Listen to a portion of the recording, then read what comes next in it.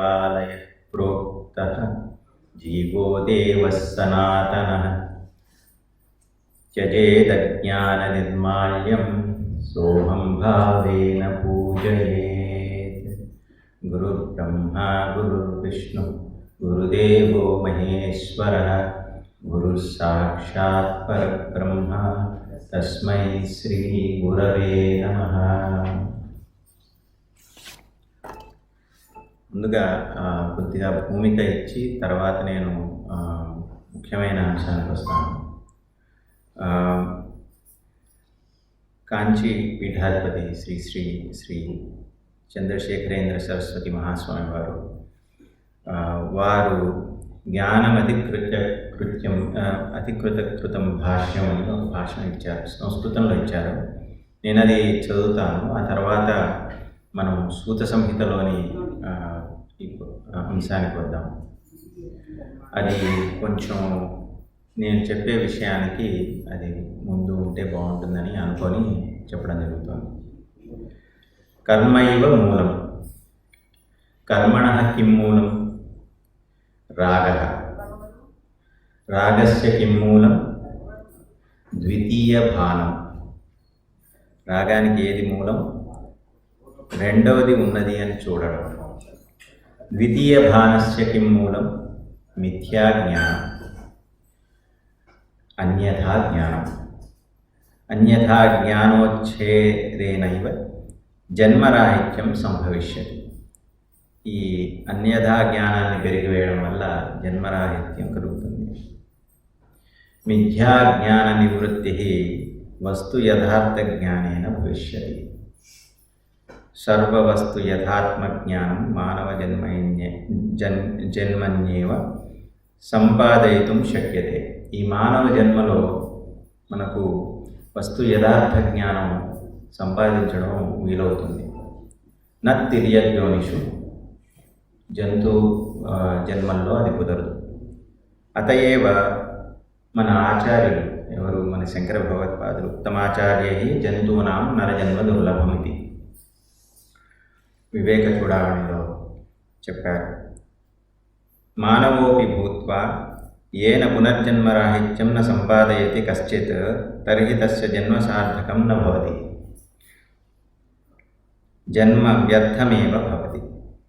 అతః ప్రతిక్షణం మనం అనుకోవాలి, అస్మాకం దృష్టి కుత్ర అవధేయ, అస్య జన్మః కిం ఫలం, తత్ఫలం కిం అస్మాభిః సంపాదితుం న వా, తత్ సంపాదయితుం కియానపి యత్నః క్రియతే న వా. నేను యత్నం చేస్తున్నాను అది సంపాదించడానికి ఆ ఫలాన్ని. పూర్వజన్మాపేక్షయా అద్య తాదృశ జన్మరాహిత్య సంపాదనాయ కిం కిం సాధనం అస్మాభిరద్య అనుష్ఠితం. ఎలాంటి సాధనం చేస్తున్నాను? తాదృశ జన్మరాహిత్య రూపఫలస్య కియత్ దూరే వయం వర్తామః. ఎంత దూరం వచ్చాను ఈ జన్మరాహిత్యం పొందడానికి? అనుచింతనయైవ మానవ జన్మ పరం ఫలం. తాదృశ మిథ్యా జ్ఞాన నివృత్తి వస్తు యథా ఆత్మసాక్షాత్కారశ్చ భగవదనుగ్రహం మూలకం. భగవదనుగ్రహం అనేది ఉండాలి. తస్మాత్ భగవదనుగ్రహాయ భగవదుపాసనం తత్పరమం జ్ఞానసాధనం తత్ ఏకైకేనాపి మానవేన అనుష్ఠీయం. జ్ఞాన సాధనం కలదో అంటే భగవద ఉపాయం అనే ఏ పరమమైన జ్ఞాన సాధనం కలదో అది ఏ మానవుని చేతనైనా అనుష్ఠింపదగినది. ఇలా చెప్తున్నప్పుడు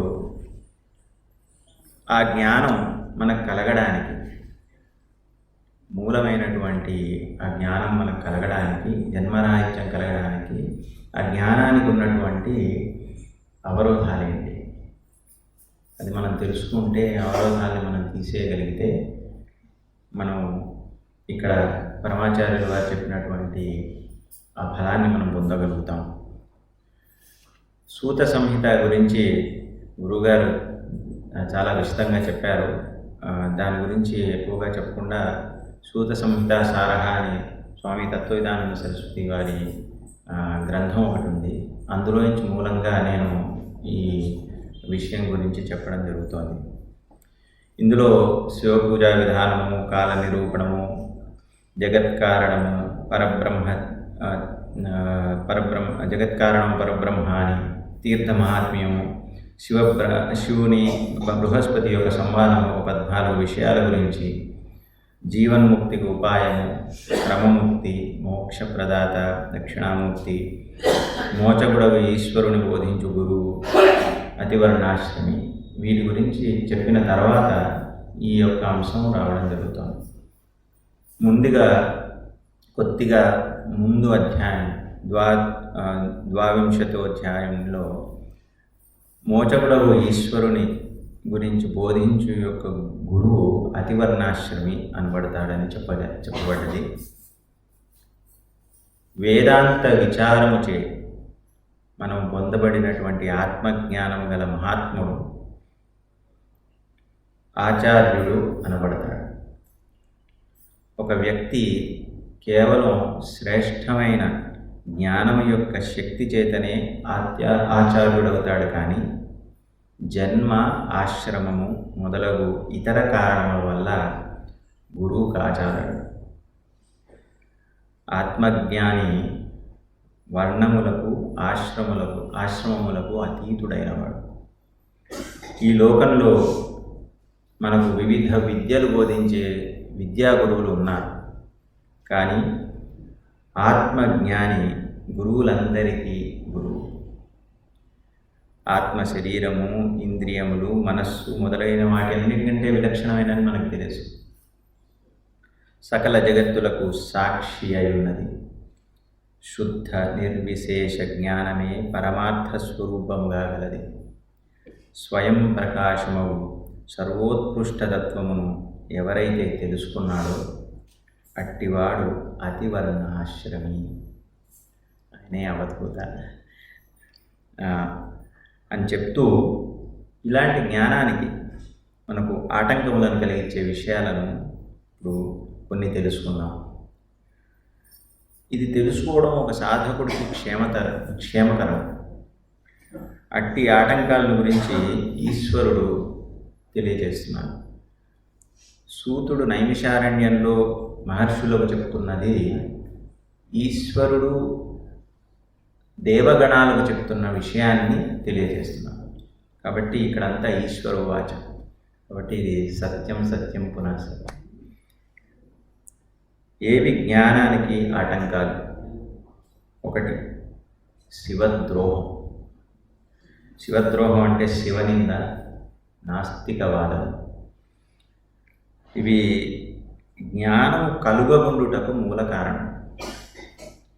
శివభక్తుల విషయంలో అపరాధం చేయడం, శివ జ్ఞానాన్ని దూషించడం, బ్రహ్మజ్ఞానులకు ద్రోహాన్ని తలపెట్టడం, వారికి సంబంధించిన వ్యక్తులను, వారి శిష్యులను ద్వేషించడం, వారి ధనమునందు తృష్ణ. కాబట్టి మనం ఒకసారి బ్రహ్మజ్ఞానులని ఎంత మర్యాదగా చూడాలి, వారి పట్ల ఎంత శ్రద్ధగా ఉండాలి అనేది మనకు లౌకికులమైన మనకు అందులో ఒక సందేశం. కామ క్రోధశ్చ లోభశ్చ మోహో దంభస్తదైవ చ ఆలస్యమపి మాత్సర్యం జ్ఞానాన్ అనుత్పత్తి కారణం. కామము, క్రోధము మన అరిషడ్వర్గాల గురించి తెలిసిందే మనకు. దంభము, ఇది ముఖ్యమైన విషయం. ఎన్నో చోట్ల మనం ఆధ్యాత్మిక వేత్తలను చూస్తున్నాం. ధర్మమును ప్రచారం కొరకు ఆచరించడం, అది ఎంతటి పెద్ద విషయమో చూడండి. ఇందులో రాశారు. అది జ్ఞానం అనుత్పత్తి కారణం. దానికి మెయిన్ రీజన్ అది. సోమరితనం, మాత్సర్యం. మనకు ఈర్ష్య, అసూయ, మాత్సర్యం అని 3 విషయాల గురించి తెలుసు. ఈర్ష్య అంటే జెలసీ, అసూయ అంటే ఎన్వి, అండ్ మాత్సర్యం అన్నిటికన్నా చాలా నీచమైంది. మన వద్ద ఉన్నది ఇంకోడికి వెళ్ళిపోతుందేమో అని అనుకోవడం ఈర్ష్య, వాడి సొంతం అవుతుందేమో అని. గురుగారు మీరు చెప్పారు, మళ్ళీ చెప్తున్నాను, ఏదన్నా తప్పులు ఉంటే చెప్పగలరు. అసూయ అంటే మరొకరికి ఉన్నది ఏదైనా మన దగ్గర లేనప్పుడు కలిగే భావన. అలాగే ఒక వ్యక్తిలో మంచి లక్షణాలు ఉంటే దాన్ని చూసి ఓర్వలేకపోవడం, అది మెచ్చుకోలేకపోవడం కూడా ఎంత కామన్గా చూస్తాం ఈ విషయం. ఎవరిలో మంచి ఉన్నా అది అది దాన్ని మనం ఆ మంచిని గుర్తించగలగాలి, దాని గురించి మాట్లాడగలగాలి. ఇక్కడ ఒక చిన్న సేవింగ్, ఎవరిలోనైనా సరే గుమ్మడికాయంత దోషం ఉంటే ఆవగింజంత కూడా చూడదు. ఎవరిలోనైనా సంలక్షణం ఆవగింజ ఉందంటే మర్రి చెట్టు అంత ఉన్నది మంచి లక్షణం. అది ధన్యవాదాలు. మాత్సర్యం అంటే ఇంకా ఇంకోళ్ళ ఉన్నతిని చూసి ఓర్వలేకపోవడం, ఏదో ఒక చెడు చేయాలని ప్రయత్నించడం, అది చాలా నీచమైనటువంటి గుణం. ఈ గుణాలు, ఈ 7 గుణాల గురించి చెప్పినప్పుడు, ఈ 7 గుణాలు కలిగిన వారికి జ్ఞానం ఉత్పత్తి అవ్వదు. ఇంకోటి చాలా ఈ కలియుగంలో చాలా చూస్తున్నాం, మాతృ సంరక్షణాభావో మాతృద్రోహశ్చ కేశవ, సంతాపకారిత్వం జ్ఞానోత్పత్తి కారణం. తల్లిని రక్షించకుండా ఉండడం, తల్లికి ద్రోహాన్ని తలపెట్టడం, మనస్సుకు ఖేదం కలిగించడం, ఇది ఈ మధ్యకాలంలో చాలా చూస్తున్నాం. కాబట్టి తల్లిని ఎలా చూసుకోవాలి అనేది చెప్పారు. ఎంత వేదాంతం చదివినా ఇది ఫండమెంటల్. వేదాంత విద్వేష తదధ్యయన వర్జనం, శ్రోత్రియ శాపరాధశ్చ జ్ఞానానుత్పత్తి కారణం. ఇది తెలిసింది, మీకు అర్థమయ్యే ఉంటుంది. వేదాంత విద్వేష తదధ్యయన వర్జనం, అది చేసిన వాళ్ళకి జ్ఞానం ఉత్పత్తి అవుతుంది. అలాగే వామాచారం, పాశుపతం మొదలైన అవైదికమైన పూజా పద్ధతులను అవలంబించడం, చెడు ప్రవర్తన గలవారితో స్నేహం చేయడం. ఈరోజు మనం ఎంతోమంది గురువు అన్న పేరు చెప్పుకొని ఎన్నో ఇలాంటి ఆచారాలను ప్రభావితం చేస్తారు. అలాంటి వాళ్ళ నుంచి దూరంగా ఉండాలి. ఎందుకంటే వామాచారం, పాశుపతం ఇవన్నీ కూడా మనకు జ్ఞానాన్ని కలిగించవు. లౌకికంగా ఏమన్నా హెల్ప్ చేస్తాయేమో కానీ పారమార్థికంగా వాటికి ఎటువంటి ఇది లేదు. తర్వాత తండ్రికి దోహాన్ని తడిపెట్టడం, తండ్రికి సేవ చేయకపోవడం, అలాగే గోవులను సంరక్షించకపోవడం, గోసేవ ఎంత ఇంపార్టెంట్ అనేది, వాటిని హింసించడం, అవి మేసే స్థలంలో వాటికి ఇబ్బందిని కలిగించడం. మా చిన్నతనంలో మా ఇంటి పక్కనంతా గోవులు మేసేందుకు ప్లేస్ ఉండేది. ఆ తర్వాత వాటిని అన్నింటినీ మనం బిల్డింగ్లు కట్టేసి నింపేసాం. సో అవి వెళ్ళే ప్లేస్ లేదు. అలాగే వాటికి ఈరోజు సంరక్షణ చాలా ఇబ్బంది అవుతుంది. తర్వాత సత్పురుషులకు భయాన్ని కలిగించడం, భయపడి ఉన్నవారికి రక్షణ కలిగించకపోవడం. ఎవరన్నా భయంతో ఉంటే వారికి రక్షణ కలిగించకపోవడం. అక్షద్యూత వినోదశ్చ నృత్యగీతేషు మోహనం, అపశబ్ద ప్రయోగశ్చ జ్ఞానానుత్పత్తి కారణం.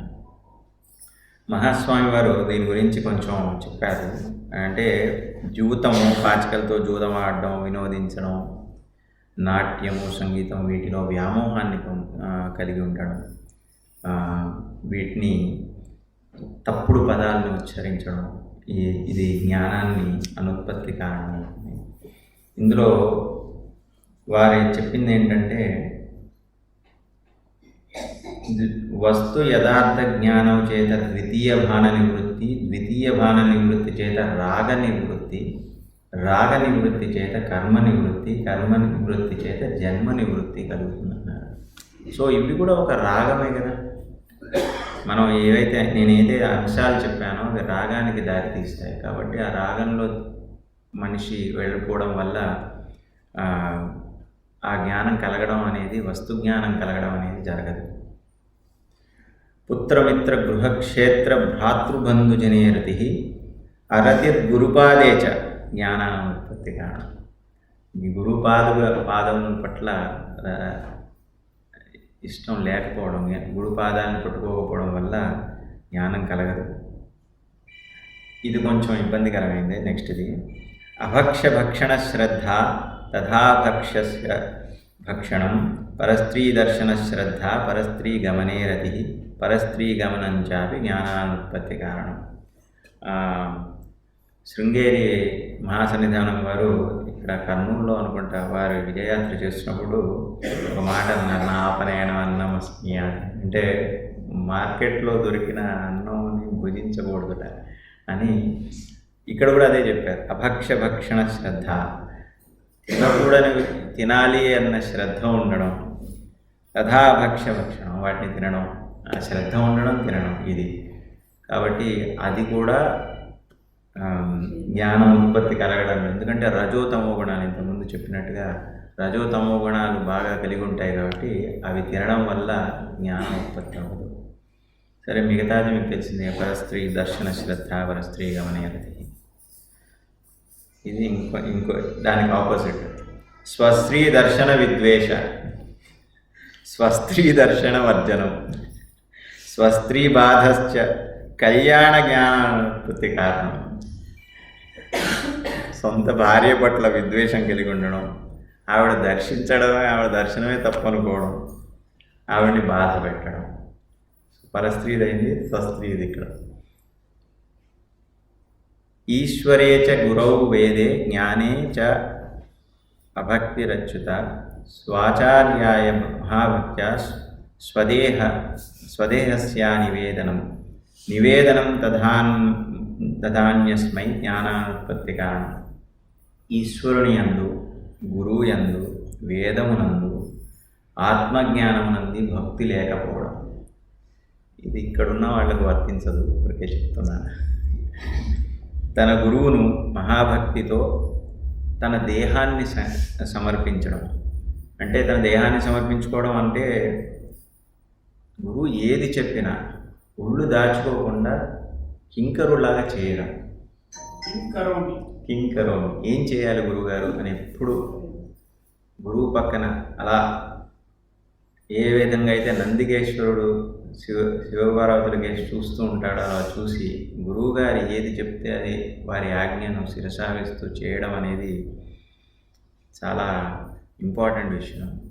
అలా తోటకాచార్యుల వారు అలాగే ఉన్నట్టున్నారు కదా, వారు అలా ఉండి చేయడం వల్లనే వారు చాలా గొప్ప శంకరాచార్యుల వారు చాలా ప్రీతికరమైన శిష్యుడయ్యారు. ఆచార్య నిందాశ్రవణం తద్బాధస్య దర్శనం వివాదశ్చ తథాతేన జ్ఞానానుత్పత్తి కారణం. ఇది గురువుగారు కూడా చెప్పారు ఇవాళ. గురువును ఇతరులు నిందిస్తూ ఉంటే వింటూ ఊరకుండడం, గురువు బాధపడుతూ ఉంటే చూస్తూ ఊరకుండడం, అలాగే గురువుతో దెబ్బలాడడం. మనం అందుకే సహనావతు సనోగునత్తు అని చెప్పి మనకు గురువుకి మధ్య ఎటువంటి భేదాలు ఉండకూడదని చెప్పి శాంతి మంత్రం చదువుతాం. కాబట్టి ఊరికే గురువుగారితో దెబ్బలాడాలి అన్న భావన, ప్రతిదానికి గురువుగారితో గొడవలాడడం ఇలాంటివి జ్ఞానోదయాన్ని కలిగించవు. ఆచార్యే బాలబుద్ధిశ్చ నరబుద్ధిస్తదైవ చ అశిష్టబుద్ధిర్భూనాథ జ్ఞానానుత్పత్తి కారణం. ఆచార్యుడు కుర్రవాడై ఉండొచ్చు, పెద్దవాడై ఉండొచ్చు, వయస్సులో ఉన్న కుర్రవాళ్ళై ఉండొచ్చు, కానీ జ్ఞానంలో వారు వరిష్ఠులై ఉండొచ్చు. ఆచార్యుడు కుర్రవాడని, మానవ మాత్రుడని భావించి ఆచార్యుడు శిష్టుడు కాడని భావించడంతో జ్ఞానం కలగదు. అర్థహీనస్య నిందాచ తథా తస్యాపరాధనం తస్య సంకోచనం తుష్టిర్ జ్ఞానానుత్పత్తి కారణం. ఆర్థికంగా తక్కువ స్థాయిలో ఉన్న వ్యక్తిని ఇది వీడికి చాలులే అనే నిరాదరంతో వాడికి ఇచ్చేది తగ్గించి ఇవ్వడం. మనకు ఆర్థిక స్తోమత ఉంది, వాడికి తక్కువ స్థాయిలో ఉన్నాడు ఆర్థికంగా, వీడికి చాలులే ఇంతకన్నా ఎక్కర్లేదని. కాబట్టి మనకు వీలైనంత వరకు ఇంకోళ్ళకి సహాయం చేయాలి, కానీ వాడి స్థితిగతుల్ని బట్టి మనం ఎంచుకొని చేయడం అనేది తప్పు. రూపహీనస్య నిందాచ తథా తస్యాపరాధనం వైరూప్యే తస్య సంతుష్టిర్ జ్ఞానానుత్పత్తి కారణం. తక్కువ అందం గల వానిని చూసి నిందించడం, వాని ఎడల అపరాధములు చేయడం, ఇది మనకు తెలియకుండానే జరుగుతాయి. ఏదో కావాలని చెయ్యం.